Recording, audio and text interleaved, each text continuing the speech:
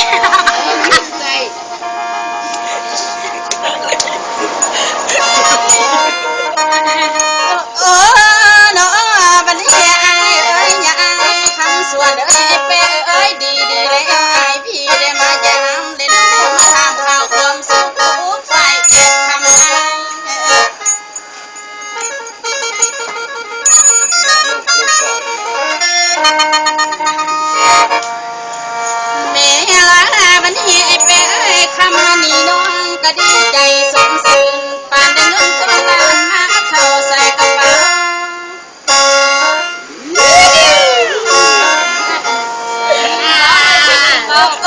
น้องบันนี้ไอ้เป๊ะไอ้น้องเลยเห็นซ้ำหน้าไอ้ปานได้นาสามพันไอ้คำส่วนไอ้เป๊ะน้องได้เห็นหน้าไอ้ปานได้9 บาทคำ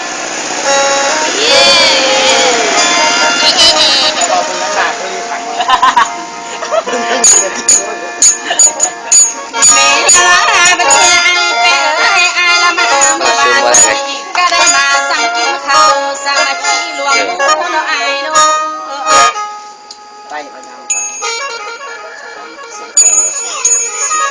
ตู้นี้ก็พอแล้วมันเองคิดถึงอันคิดจะดูทำแบบนี้ไอ้คิดถึงคำมันดีสั้นละน้องทางไอ้จำเป็นยาไอ้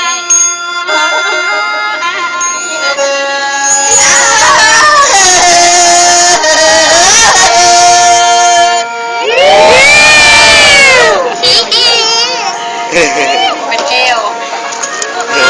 น้องมันเองเป็นวันได้ไว้วันได้ไงมาปากขยุงนาทีนาเดือนนาให้มาจางมาเด้มานี่ก็มาหาเรื่องเราเนาะแม่ละมันเองเป็นมาแวะกินซ้ำเขานั่งน้ำน้องจังเต่ามาได้เด้อปากขยุงนาน้องคุ้มก่อนกันมีหลายบาทมาใบของตาปากเยอะ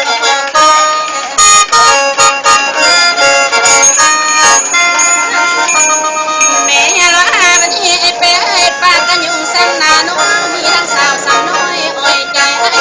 ได้เด้อ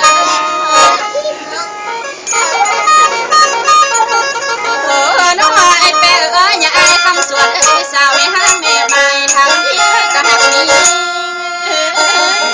นะ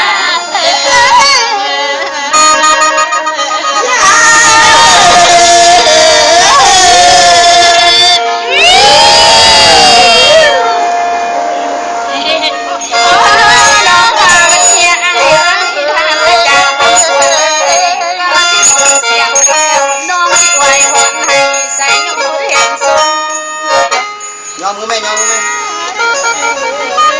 เอามือชิดตรงนี้สาธุเด้อให้สมความสังมาตรมุ่งของไอ้ถูกประการได้เด้อไอ้คำส่วนไอ้อาจารย์เป้ยามจะกลับเมื่อบ้านเฮือนสร้างของเก่าโอ้น้องบัดนี้ยามจะกลับสร้างเมื่อบ้านเฮือนสร้างให้มีสุขได้เด้อไอ้เป้โซกันหนึ่งให้มีเงินมีทองได้เด้อโซกันสองอย่าเจ็บอย่าสุขให้อ้ายเพิ่งละซูมได้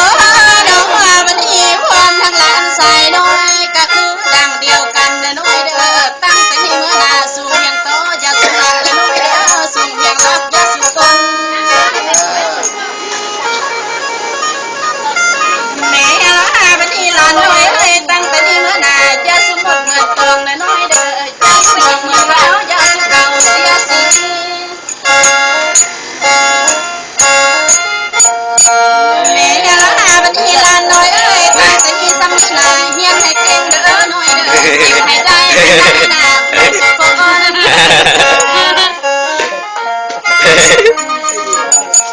โอ้น้องบัดนี้ตั้งแต่นี้ซ้ำขนาดขอให้สุขมันได้กินข้าวหลายนาเด้ออาจารย์ทั้งส่วนเอ้ยอาจารย์แป้งเอ้ยขอให้สุขมันได้กินปลาหลายนา